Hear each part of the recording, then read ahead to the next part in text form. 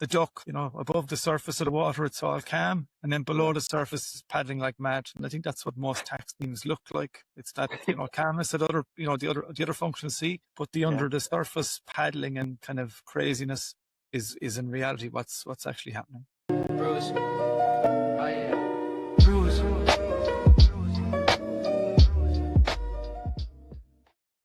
Welcome back, everyone, to Bizarre Brews. I'm Adam here, and today we have a very special guest all the way from Dubai. Owen, how are you doing today? I'm very good, Adam. Nice to meet you. And thanks for having me on. Yeah, thanks. Thank you. How's the weather there right now? It's like in the middle of summer. Dubai must be like really, really hot right now. I used to remember going there as a child. Yeah, it is. It's just beginning to get, I would say, a bit hotter. Obviously, next month, July and August tends to be the hottest too, but you get used to it. You don't necessarily go in the middle of the day. But mornings and evenings are lovely, and the AC is really good. So I know my family back in Ireland right now have been through a heat spell. They're not really, Ireland isn't made for it necessarily. How's the World Cup fever in Dubai compared to Ireland right now?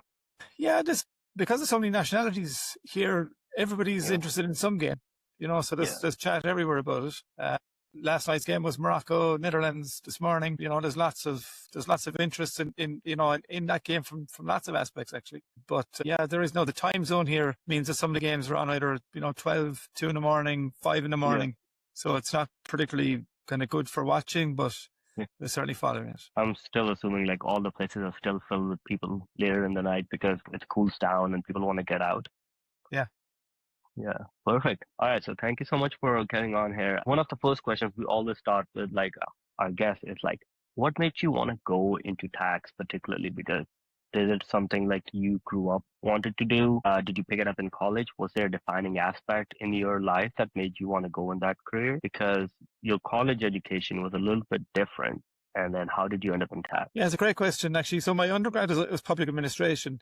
And actually, I would say politics, and my major was business, right? So they were the kind of pieces I was interested in. I didn't know, even in graduating, what I wanted to do, but certainly that was the undergrad and I enjoyed it. Now, I spent a year after college kind of figuring things out and talking to professionals, just trying to see, where did I want to go? And the tax exams appealed to me, actually. I started doing the tax exams in Ireland as a 3-year program, and I decided I'd start the first set and see if I liked it, and I did, actually. I really liked it. And it kind of folded into the public administration in the sense that, look, it's public policy, it's a way of raising revenue for the government, and so and it's interacting with business. So the undergrad actually in tax exams were quite related, although the complexity in tax is a whole different word. But I enjoyed that first set, and I know I got some advice in around, because I didn't necessarily want to do accounting, as to, how do you go and become qualified and where do you get an internship? And I got that in BDO in Dublin. And actually the internships for pure tax at that time were quite unusual. Generally speaking, you had people going into accounting and then after they qualified in accounting going into tax. But, finding one that was just purely tax was quite unusual. And I know that when I went for the interview, I'm not sure there was too many others actually on the indirect tax side. And I think they were equally surprised to find somebody like me who was already halfway through the first set of tax exams on my own outside of the consulting environment. So I'd started it myself. So then, okay, so just for like our US listener, how does the exam sessions in Ireland compare to those CPA exams here? We have the 4-part exam and you can take them just over a year if you want. In less than a year, you can finish it off. But over here, is it like one exam per year and you only have one shot to take it? It's 12 exams, or at least it was then, 12 exams over 3 years, unless you have exemptions. No, I had no exemptions. So I did the first year was 3 exams. Yeah. And so you do it over 3 years typically. Now, if you've done your ACCA or something, you'll get exempt from maybe, 4 or maybe 5 or 6 even. And so you'll end up, doing it over the following 2 years. But it's tough. I mean, there wasn't a single exam in my university days that was harder than any one of those 12. So then why pick indirect tax instead of direct tax? Was there a particular pull for you or is it more like public policy background coming in? Yeah, not really. Actually, so I said you got advice after leaving college. One of the guys who I spoke with was ran his own practice. He had about maybe 40 people employed, CPA, right? He had a local practice, advising farmers and local businesses. And so I talked to him. I told him I started the tax exams and I said I was looking for a traineeship. And he said, well, actually, look, if one comes up in VAT, He said, consider it. Because he said, even though I said, I do the accounting and I do the tax and the books for, all of my clients, he said, I'd never do VAT. He said, I simply don't. I go and get advice. So if there's a VAT issue, generally speaking, it's a property or it's a sale of a business or something, I'll go and get advice separate to the tax, which I actually do myself. And so there was a VAT trainee came up with BDO in Dublin. And honestly, I wouldn't have known what it was other than I'd been kind of steered in that direction at that point in time. And as I said, when I applied for it, not sure how many actually applied at the time, but yeah, I think they were surprised to find me as I was to find them. Yeah, and then at that time also, Ireland's like particularly interesting from international tax perspective too, because most of the US foreign corporations had their IP like situated one way or another in Ireland because of like the structuring before TCJA passed. Was there any particular pull over there as well in the market? Was that a big thing for like some of the public accounting firms working over there as well? Yeah, it was super interesting for us actually. So in BDO we had Google as a client. Before it even had an Irish entity, 2003 or 4, and it was, I think, half a floor in one building, and they've got, whatever the size of it is today. But yeah, they were a client for 4 years during their growth phase across Europe. Really interesting to see kind of the teething issues in a company that we might never see the kind of growth challenges again, and that kind of speed at which it grew and the number of offices it had to open, product flowing in different directions, setting up data centers and the like to manage the search, right? But your Facebook and Twitter were clients after looking for a similar service actually as Google, which was keep us compliant, make sure we have our filings done, they're right across so they had tax teams, but they didn't necessarily have an indirect tax team. And so we were the de facto, for in those cases for those entities as they were growing, so from an experience perspective, it was really good because it meant that whilst, the one half of the business and the consulting side was kind of local, indigenous, the other half was international, as those businesses grew. And we were the conduit, the intermediary between their local, headquarters for Europe in Dublin primarily, and the advisors that we would have engaged on the video network in the other countries. Interesting. So what was that initial phase like? You start off as a trainee at BDO. What were those initial years like? And then how do the initial years, like, because you spent like a considerable amount of your career at BDO, how does that like change? How did that progression change as you went through the ranks? Yeah, well, I was lucky because it was a small team, right? But very, lots of fun, very technical actually. They enjoyed reading the legislation, looking at the cases and seeing how it applied to the clients actually within the firm. And at the same time, it was very commercial. So there was the technicality side of it in terms of, how do you interpret this, where would it supply, how would we use it, and advising clients ahead of time, by the way, sometimes, so this is coming down the tracks. We think that this is something you need to think about. And at the same time, being commercial enough to know, well, actually, here's where you might need some extra help. Now, in terms of the gradings and that, because it was a small team, we got exposed really quickly to everything end to end. So whether it was the most complex pieces or the most basic pieces of registering somebody for VAT, you were exposed right away. And I know even within the first few weeks of me joining, I was out at government revenue audits in Ireland, in the room, understanding the conversation and listening to it and learning on the job. So do you think your public policy background like came into like help when you were talking to these revenue audit folks on the government side? I think listening came into so listening certainly for the first 2 or 3 years of just hearing what's going on, and then asking the questions later and actually learning from those that understood it. So the partner Ivor was certainly super. We had Jimmy Reinhardt as well, and Pat Kennedy, Deirdre Pageant, all there for, with huge experience in actually managing artists directly. Most of them actually all ex-revenue.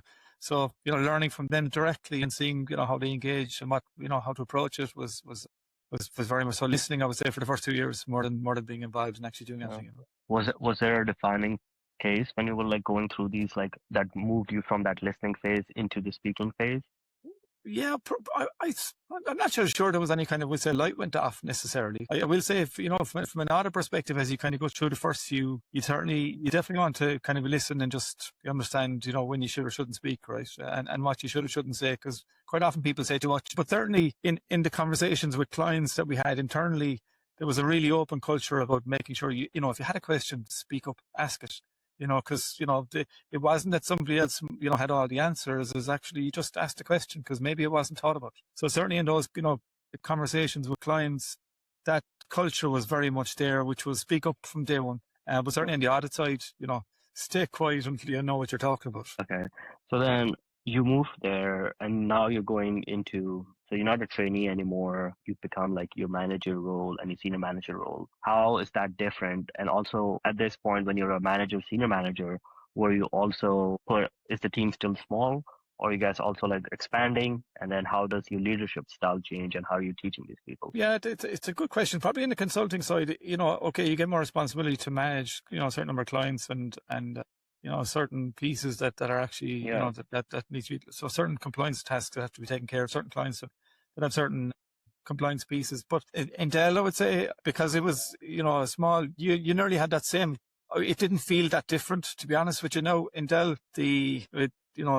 for the last 8 years, leading a team of 30 across a fairly big region, that stepping into the role of where you actually are leading a group of people and making decisions around, what people work on and, what and how work is allocated is definitely, different. It's definitely something slightly different. My approach to it, I think, has always been quite inclusive, is to certainly have the open conversation with the peers or those in that manager group where, you're trying to figure out what's the best way to manage what's in front of everybody and then deciding how that gets done.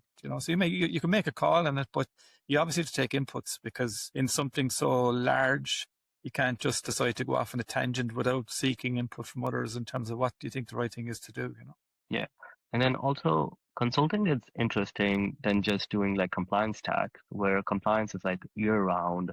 It comes yearly, but consulting is when it's one big part of our business is selling to clients and selling business. How does that caveat change into like your approach as you were coming up at BDO? Did you start selling from early on, and then what helped you like push and have that skill set? Because being able to sell to clients as an accountant is like a skill set that many people like learn later on in their career. Yeah, I think every, I would say, meeting with the client is about being curious and having a conversation with them and finding out what's going on and seeing what's out there, and then from there seeing if there's something you could do to help them. I think that was kind of the normal standard approach that certainly I were led with from day dot, and was very open about bringing business into the wider firm, not just into the tax team. So if there was a client had an issue in whichever space, he'd be on the phone saying, actually, we probably have somebody that can help you in that space. So I think that curiosity about understanding the problems that clients have was taken as kind of the only way to approach it. That was just taken as normal, right? Yeah. And then how was the travel going around? Were you zigzagging all through Europe, meeting with clients and because Google is growing, so Google has different offices popping up, same thing with Facebook and Twitter. Yeah. But interesting enough, to be fair, I would say most of for audits, yes.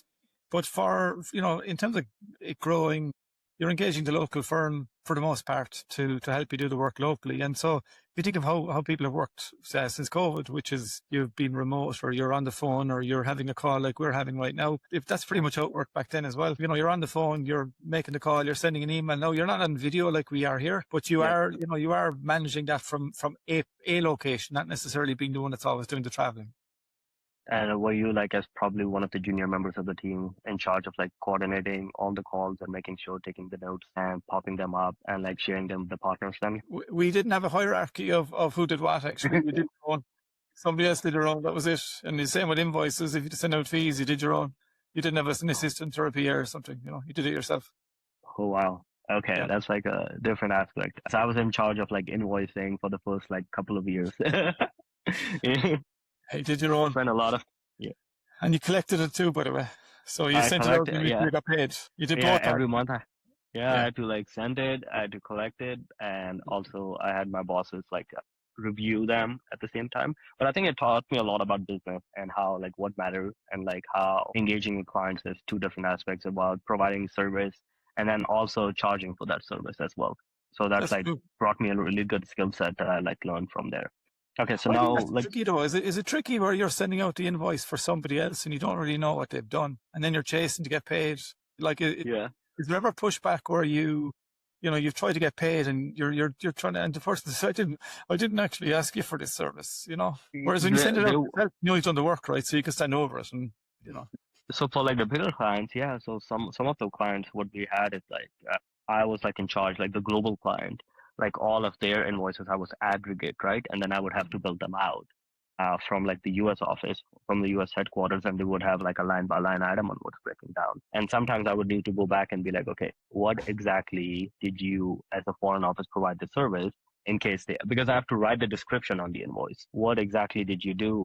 And then can you send me the hour breakdown in case somebody asks? So then we break it down, and then there would be, sometimes they would come back and ask for a pushback. Sometimes they would just go through.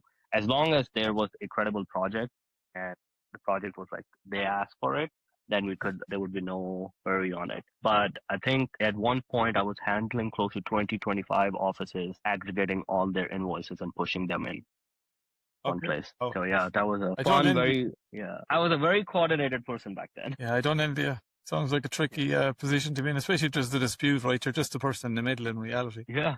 And then sometimes I would have to talk to a partner in Europe, and for them, they would like, why do you need this information? You already did the work. I'm like, well, I need to bill it for it now. So that concept sometimes would be foreign to people. Be like, why do you need an invoice description? Okay, so now jumping into, so you now at BDO, and then you transition to going in-house at Dell. What was the prompting? What was that like? What made the decision for you? And how was that different going in? Yeah, so, you know what, I moved to the west of Ireland in 2009, and I was actually working remotely, or, you know, in a hybrid approach for 3 years, 2009, 10, 11, up to the start of 2012. And so if you think hybrid is something today or remote is something today, this is 16, 17 years ago. Right. So I say Ivor was open to different things and trying different things. He was, like, back then it was just before the crash. I was planned to move. The crash came. You know, the office that I was going to move to was actually never opened. I moved anyway, and I stayed working. You know, I stayed working in a hybrid capacity. So I was living in the west of Ireland and traveling back to Dublin a couple of days a week. So it worked really well. And to your point about sending out the invoices to your clients and getting paid, right? That's the asset test. Is I've supplied the service, I've now sent the invoice, and it's now been paid, right? So, you know, your hours that you're charging, you know, certainly created a discipline in me, making sure that I was working, you know, fully deployed, fully applied, and that I was billing and getting paid for it as a consultant. That said, if you go back again 17 years ago, is there an opportunity to get promoted to the next level or next grade in that capacity as it was back then? And I would say to you, probably not. And even today, people still, you know, struggle with the not being present. Therefore, you know, it's hard to see how we can justify bringing you to the next level or the next grade, right? So this was, you know, 15 years ago. And so there was a role came up in industry with Dell, which was closer to where I lived. And I actually joined there, reporting to somebody in Scotland, you know, kind of hybrid as well to an extent, in the sense that, you know, you're working in a region where nobody is necessarily sitting anywhere. And so, you know, for them actually was quite an interesting transition to see somebody who was already working in that capacity, you know, not being somewhere, but actually working effectively, that they felt that they could bring that person in and that they would ramp up pretty quickly, which I did. Interesting. So what was your role like at Dell? You said you had to ramp up pretty quickly. What was that experience like?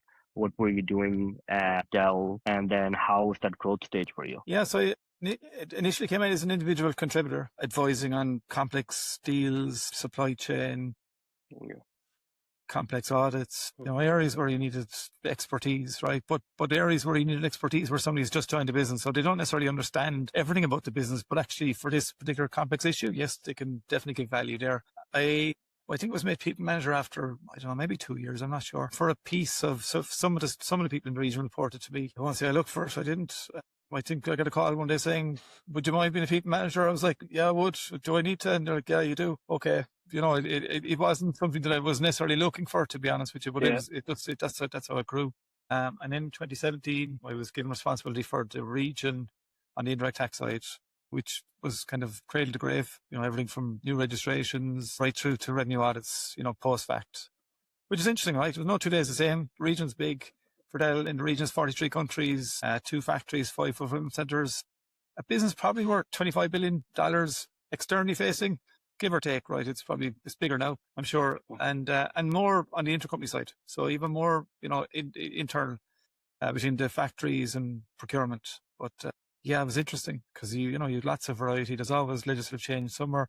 There's always a deal somewhere that somebody wants to do in a certain way that you have to look at. There's always change. There's always people coming and going. So that, and the business, Dell's business is quite varied. Even if it doesn't look like it from the outside, you've got hardware, software, services, and there's also a Dell bank in Europe as well, which could be involved in the financing of product which has been sold to customers. So you've got the full gambit from a product perspective and how you sell it and finance it. Yeah. It's interesting. So what is it like working for like a company as big as like Dell and like specifically in Europe and like BAT, where, as you said, they have like so many different product aspects, right? They have hardware, like every person that gets a computer is either an HP or a Dell, and then as a work product. And then on top of that, you have like a Dell software system, and then you have like, okay, as you said, Dell Bank. Is it on a day-to-day basis? It's just go, or like how do you guys manage all the different aspects? And how do you prioritize when you're in that role on like what gets tackled first? Yeah, it's a good question. I would say the first maybe 2 or 3 years were quite kind of tough in the sense that there was a lot of change actually within the team. Not things weren't, would say, super stable. It's gone back maybe 2012, 13, 14. And then probably from 14, 15 onwards, it became more stable in terms of the team and the team members. And certainly stability in a team is important, and understanding, who you have, what skills they have, where they're strong, and trust in a team is really important. So that people trust each other. That if there's an issue, they're comfortable in calling it out. If they don't agree with you, they're comfortable in telling you. If they have a view or a perspective, that they'll shout. Do you know what I mean? They're not afraid that they're going to be shot down or that it's going to cause a problem for them. And so we had a really strong, I would say, trusted group that shared the responsibilities and the workload across, and then decided how best to approach it. I will say it's watching the football right now, different people have different strengths and certainly and different things that they like doing as well, actually. So if you combine if somebody's strong at something, usually they'll like it, right? Because they're strong, it'll be easier to them, they like it. If you can find that that's a space that they work in, then, that's something that will become easier to them. They'll gravitate to it. And so when we looked at the kind of division of labor, if you want, within the team, you've got audits, you've got cash flow, you've got legislative change, you've got dealing with other functions, you've got deal support. So all of those pieces, depending on, how the cycle runs, will take up more or less time, depending on the cycle, right? So right now it's the invoicing and legislative change and combined with systems change. That's kind of the big chunk of pie right now. In a year's time, it could be audits. So, as that, cycle moves, you got to, you gravitate the team to address the workload as it comes through. But within those spaces, there are definitely, different team members that have skills in different spaces. And you try to make sure you put the goalkeeper in goals and the defenders in defence and the strikers up front. And so, you try and get the best out of the team as it were. Now, flip side of it is someone might say, well, does somebody get a full experience of the entire end to end? And the answer is, well, maybe not. But then if you want to, is the right thing to road? What's the right thing for the business? Maybe is the first question. Yeah. What's the right thing for the business? Because we're here to make sure that the business runs and it's compliant. And then second to that is if there is a need to that rotation to give people an experience, facilitate that as much as you can. But certainly the business is the first piece you need to look to take care of. I will say, I don't think we had too many scenarios where somebody said, look, I'm not getting, an exposure to X, Y, or Z, because the reality is there was always more work than people. And, if you want to get exposure to something else, just put your hand up, because there's loads of work there. And, it's just, so we divided it down by, I would say, strength, which more or less aligned to what somebody enjoyed doing. And for the most part, what you'll find is if somebody's strong at something, they enjoy doing it, they'll get way more throughput than somebody who just doesn't like it. And so quite often I used to do a lot of the deal support. I enjoy talking to customers, suppliers, going to a call like we're having now, having no background. So I land on the call and it's, okay, tell me what's happening. And then you're learning on the call real time what the issue is. So to me, that doesn't stress me. Totally calm. I'll get it down. We'll actually come up with a solution probably here and now. To somebody else, that might stress them. It's like, oh my gosh, I'm going to come into a call blind. I don't have all the facts. Well, the person who's you're talking to doesn't have all the facts either. They don't even know what they're supposed to tell you. So you're trying to elicit the information from them on the call real time. And that's something. So if you share it out in that sense, and do I want to look at a spreadsheet with, 30,000 lines? Definitely wouldn't be my first choice. Will I do it? Yeah, of course I will. But for somebody else, it might be the piece that they love doing. They just love looking at this information and love, bringing it into whatever shape. And so if that's what they like doing and they're good at it, then maybe that's what they should be doing. So, okay. So then a couple of follow-ups on that. Let's go back to the football analogy. How do you take, like, let's say a wing back or a left back and put them into a midfielder or a striker position? Put them somewhere they're not comfortable to, like, because you want them to be more of a well-rounded individual, a more well-rounded tax professional as their career goes on. And then two, how do you create trust in a team to know that you can rely on each other when you're like working on such a big team and such a big continent across different areas? Yeah, it's a good question. I have a couple of examples where certainly one or two where, that happened. Yeah. I go into one, maybe just, moving towards the kind of change management piece where, bringing somebody who's really strong on the compliance side and understanding the business to be a lead for the team in the technology space and that change space, which she could do in her sleep. She could do, but didn't necessarily feel comfortable doing it, or wasn't something that she was necessarily interested or, was going to gravitate towards. And actually, bring them and support them in that space until that level of comfort, I would say, arrived. Because she was there before she felt she was there, if that makes sense, in terms of that feeling as to that I'm I'd say comfortable in this space. So we had a few scenarios where that happens, but usually to me it involves just more support for the person, as they transition into that role that you feel needs to be done, so that they're comfortable in that space and they can succeed. Because at the end of the day, if they don't succeed and they fail in that space, you've all failed, right? So you need to make sure you bring them to there, support them in that, and make sure that they succeed. Because in succeeding, they're succeeding for everybody. And certainly in that was a critical role, because, when you're the cold face, when you're at the intersection of change, that will ultimately find its way downstream in 9 months' time or a year's time into a filing. So if that's not handled properly 9 months earlier, then you're just going to see the problem 9 months later. And so that the success of that is actually something that the team will reap without even realizing it. And you only realize it if the person did it badly, by the way. So if the person does it really well, it's invisible. If they did it badly, everybody knows about it. Yeah. It's true, right? I like to know, I love this phrase about like tax. It's like the only time the CEO knows about tax is when things are going wrong.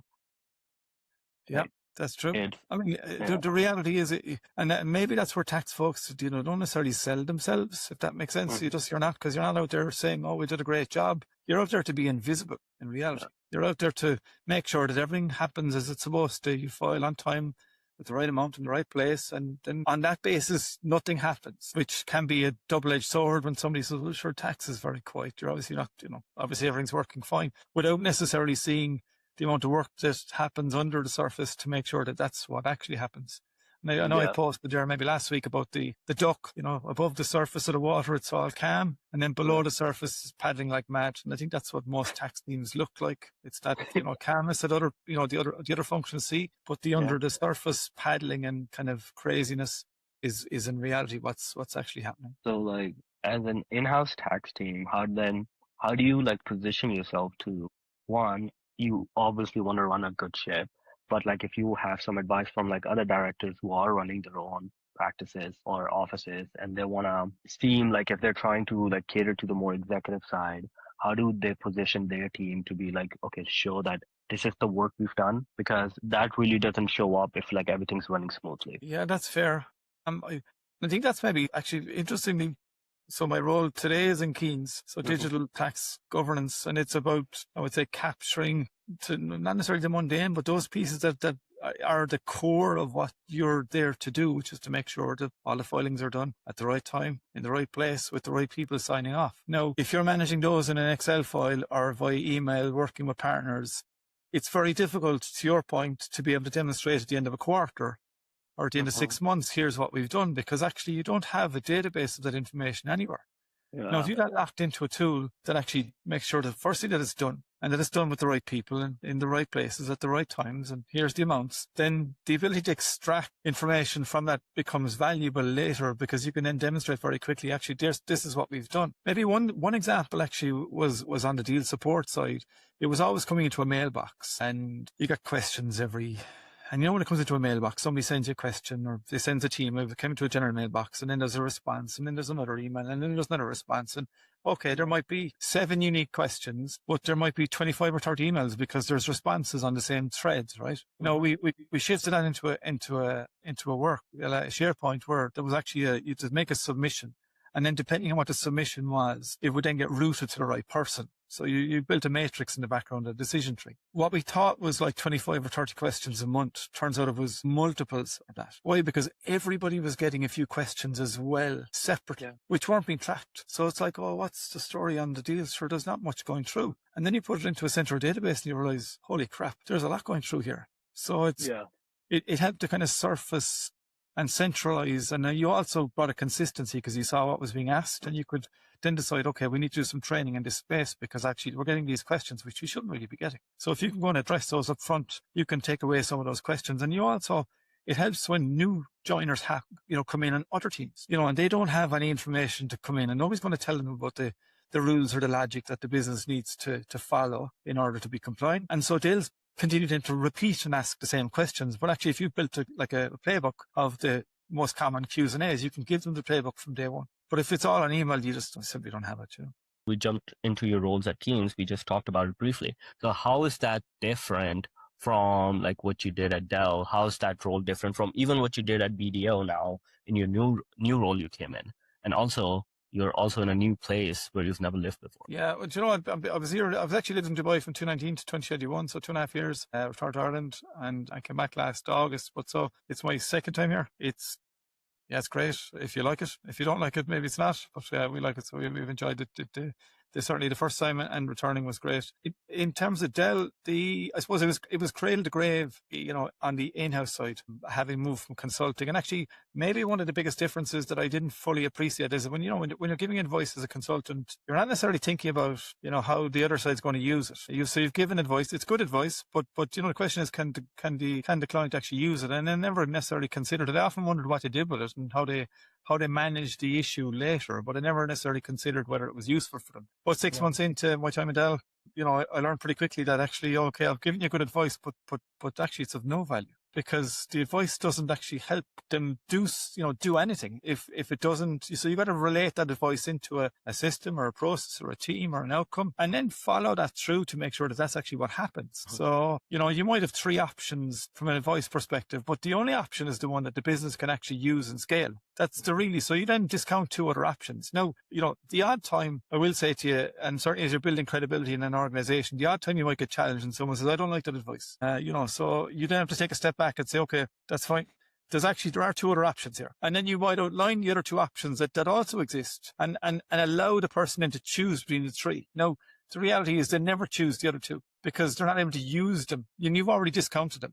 But you've given them 3, and now they're kind of comfortable that, okay, we've fully explored everything here. Yeah. And so the option, thanks, I'm happy to work with the option you've given. So it's that, I would say, kind of moving from here's an answer to here's the answer for this business that this business can use today. And this is how it works. And this is the way we're going to do it. So it was kind of just moving it past just giving you the piece of paper and making sure that was, something that it could use, and then making sure that that's what happened.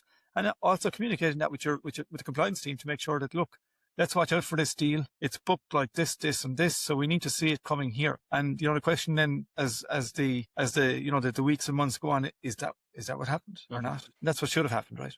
No, if it doesn't, then there's a question. By the way, where did this deal go? And the answer is, well, actually, we lost the deal, or it never happened, or it's delayed, or there's some other issue. More often than not, and sometimes it'd be actually, no, it's booked. We just haven't delivered it yet. So what's your day-to-day like now at Keeyns? Because I believe in my head, I see it as more like a startup role that you're like building out, like from the ground up, everything from scratch. How would you see it over there? It's interesting because so today I get to talk to tax leads, heads of tax, tax teams from the outside in, and finding out from them, having conversations with them about, how they're managing the tax function in the organization for which they lead today. So for me, I'm kind of naturally curious, right? So actually having that conversation with somebody who's open with you about what they're doing and understanding what that looks like is something that I enjoy doing. And again, that curiosity comes in, understanding their business, the structure, the way in which it's set up, and then, the nuts and bolts of the operations of a tax team.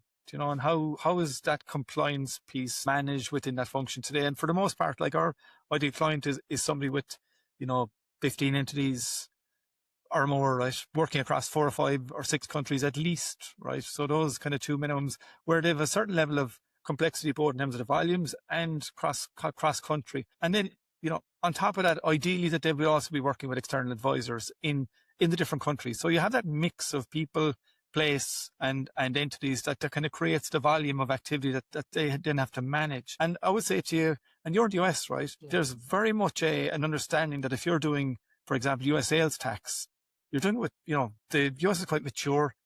I understand you're doing those monthly across 50 states. That's a lot of volume, and you need help in terms of managing that in a scalable, systematic way. So that thought process is quite mature in the US. In Europe, I honestly think it's a little bit behind. So you could have teams managing compliance across Europe, just like we did in Dell, managing that off an Excel file, right? So you could still be managing 3,500, 4,000 filings on an Excel file, right? So no kind of, we'll say, systematic, and you're laughing, right? But this is normal. This is totally normal. And actually, to an extent that the tax teams think, what's the problem? There's an element of being desensitized to the fact that that's a lot of volume, which you're managing in a I'd say a loose fashion, right? And then you come to where we are here today, where tax didn't exist 8 years ago. Yeah. Right? No VAT, no CIT, no personal income tax, no tax, no paper, like no invoices. So then you introduce VAT, then you bring in corporate, now you've got e-invoicing in Saudi already, and here UAE next year. And so you can go from having nothing to being at the very most advanced in such a short space of time. But actually culturally there's a catch up, because although, think about it, there wasn't a piece of paper 8 years ago, not as much as a piece of paper. And so you'll find there's companies here that actually have no tax person, right? Yeah. So they don't even know that they should be tracking some of this stuff, because they don't actually have somebody who's even looking at it. It's a part-time job for somebody else. And if this company was in, UK or US, they'd have a few people actually, probably, and they'd have a system as well. So there's definitely a catch up here. So having those conversations with the team members here, they're behind the curve, I would say, from a technology perspective, even if the technology that's coming from the other side, from the FTA side, from the IRS side, is going to be, I would say, so transformative to the insights or the transparency it brings to your affairs, that it's going from night to day or day to night, very much day to night. So you had nothing 8 years ago. Now I'm in real time, through government portal or 5-corner model, whatever you want to call it, invoicing that's now visible to the FTA, where they can then, from a systematic perspective, raise questions on the anomalies that are found by the algorithm in the data. So so that's like a pretty good like segue into mine. I'm pretty interested in how the GCC does tax compliance or tax auditing compared to how we've done it in let's say on the Western front in Europe and the US. Certainly it's all new for them, but do you think they're leaning more on technology to help guide them than they were in Europe and the US, as we have relied on people to do it, to find those anomalies for those audit and big data analysis? Of course. Yeah. Yeah, of course. Wouldn't you? Yeah. Think about it. You take somewhere like Germany, for example, as maybe, systems that were designed originally 40 years ago, or 30 years ago, or 20 years ago. They actually don't have any of that legacy to consider. So think about, we look at, the single person AI company that could be the first $1 billion company. How is it doing? It's leveraging technology. It doesn't need, and it's starting from nowhere. So they've built it from the ground up. If you go from a tax authority perspective out here, they've started from nowhere. And so you can start from nowhere and go to, real-time reporting with those insights without having to build the army of people. Actually, you're more likely to be bringing in engineers. You do need somebody to be able to help design what that algorithm should look like, and then understand the data and ask the questions later. But actually, for the most part, it's a data exercise. It's understanding the actual information. Now, what to me, what it does do though, is that if you think that the teams that were there for the last 7 or 8 years have been preparing and doing the preparation of the data and making the submissions, if you automate all that away, the workload in the next, go a year out for the next 4 of the 5 years will be answering the questions on the anomalies that are identified in the data which is submitted. So to me, that's potentially a different skill set for somebody to receive that letter And if you go back to my at the outset, I talked about being, for 2 years staying silent in those audits while you're just listening and learning. So now I've got that letter that's asking questions about the data. Now you've got to do two things. Then you've got to understand what it's asking and understand what it means in your business before you prepare that response. Because when you prepare that response, and that's potentially triggering another question or an audit based on it, or it closes it, right? So there's that's a different skill set in terms of actually understanding what exactly are they getting at here? What's this question about? And then having the conversation internally, guys, there's a question here in this. Does somebody understand what happened? And then you got to formulate the response to it on behalf of the company. And that's, to me, there are different skills, and that's what's coming. That's how I see it. Yeah. Based on the experience of what we see in across Europe, where similar reporting has come in over the last 10 years or so, where, once that information is visible, those questions will be asked and the answers have to be provided within a short space of time. And because the information is available, the questions will just come every other week. It's not like you're not waiting for 3 years now to have a full-blown audit. There's an anomaly. Can you please explain? There's an anomaly. Can you please explain? And for the most part, the computer is actually sending that out automatically, that letter. Yeah. So, and it's highlighting a feature. And so when the answer goes in, somebody reads the answer, which makes sense. So are they leveraging tech? Of course they're leveraging tech. And that's exactly what they should be doing. The same as the rest of the world is leveraging tech. It's just for a different purpose. Interesting. So what are you most excited about this project for the next 3 to 5 years, you would say? Yeah, I'm interested to see how, where you go from zero to the other extreme. How quickly does the region adapt to that? Because there will be an adaptation to what that future looks like. I haven't been involved in that many audits here locally under the existing model, but I know from how audits happen post go live, this environment, it just explodes numbers wise. It just goes through the roof. But they're different audits, right? They're on a particular question or transaction. It's not on your books for 2024 or 2023. It's the invoice on the 23rd of June 2026. Can you please explain why this invoice is different to something else? And so all of those anomalies will be questioned, which will create a whole other set of work that doesn't even exist today. Yeah. And then the final question I love asking our guest, once you're done with tax, what do you want to focus on? What's one thing you want to do after tax as a hobby or a cause that you've been putting off that you are really passionate about? Yeah, I balance things quite well. Even today, I do lots of reading. I have loads of books here behind me. I picked up Soccernomics actually earlier. I thought Nice. You see it? Yeah, I see it. Just posted 60% of teams that go first in the penalty shootout win. Yeah. All right. So if you go first, you have a 60% chance of winning that penalty shootout. So I love reading. But yesterday, Netherlands went first and they still lost, right? There you go. So it's about 40%. 60-40, right? So it's not definite, but there's that pressure that comes with going second that seems to, based on the data, and it's interesting because there'll always be differences, but actually what they've done is they've exploded out the numbers, and actually this is what the numbers show, which to some extent makes sense, but the data actually shows it. So that's what it is. Yeah, travel maybe, but and that's why part of coming to Dubai in the first place was actually seeing the world a bit more. So I'd gone straight into working after college, didn't necessarily travel the world, which a lot of my peers would have done. Yeah. But came here to see more of the world, and I certainly have plans to do that from here as well, to travel more. If you're going to write a book, what's the topic going to be about, and what's the title? Yeah, I've just written a book actually. Yeah, you just written a book. What's it about? I wrote a book. Yeah, how the operations of the indirect tax function. The first chapter was released last week on LinkedIn. I don't plan to write a second one on that topic. I'm reading an excellent book right now, though. I would say it's. I'll get it for you. It's written by Nitin Agrawal, and it's a novel on tax. A novel. Novel on tax. So fiction. Yeah. Yeah. Fiction on tax. What's the plot? What's the... I'm going to get you the name of it now because I'll give him a plug. It's called Extinction of Tax as We Know It. And it's a fictional company and how they've dealt with change, like an ERP change. There's 2 changes. I kind of... 100 pages in of maybe 300. There's an ERP change and there was, I think, a tax implementation. They were the 2 topics in the first 100 pages, and it talks. So it's a fictional finance team, and they're trying to extract learnings from one of the tax leads who was through both of these to understand why one succeeded and one failed. So it's kind of picking through the bones of that. But it's actually really interesting to read it because it's very, is for somebody who's worked in-house and between the politics and the budgets and the priorities and the IT teams but it's actually the characters are very relatable and it's actually very enjoyable. It's a most unusual, I would say, angle to have on a novel, but I would say, is there therapy in there? A little bit. But it's also kind of, it gives me, I would say it doesn't give me quite nightmares, but it certainly reminds me of some of the things that just went dreadfully wrong from, from a change perspective where you can recognize the characteristics of certain characters, you know? So it's interesting. Yeah. Will I write a book like that?